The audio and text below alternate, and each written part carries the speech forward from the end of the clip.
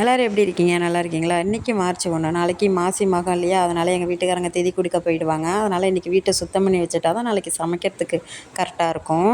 ரொம்ப நாள் ஆயிட்டு வீட்டை சுத்தம் பண்ணி சாமி கும்பிட்டு நேரமே கிடைக்கிறதில்ல. ஒன்று எனக்கு உடம்பு சரியாமல் போயிடுது, இல்லைன்னா பசங்களுக்கு உடம்பு சரியாமல் போயிடுது, இல்லைன்னா வேறு எதனா பிரச்சனை வந்துடுது.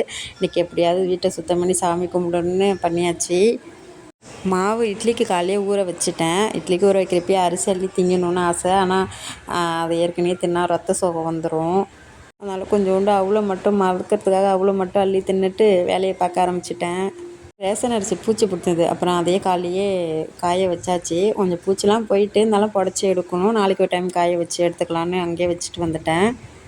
இந்த வேலைலாம் பார்க்க ஒரு நாள் ஃபுல்லாக ஆயிடுச்சு. எல்லோரும் 10 நிமிஷம் வேலை, 15 நிமிஷம் வேலைன்னு சொல்லுவாங்க. ஆனால் எனக்கு ஒரு நாள் ஃபுல்லாக ஆகிடுது. இதில் அந்த பசங்களை வேறு சாப்பாடு கொடுக்குறது, குளிப்பாட்டுறதுன்னு இப்படி ஆயிடுச்சு. ஒரு வழியாக சாமியும் கும்பிட்டுட்டேன் நல்லபடியாக.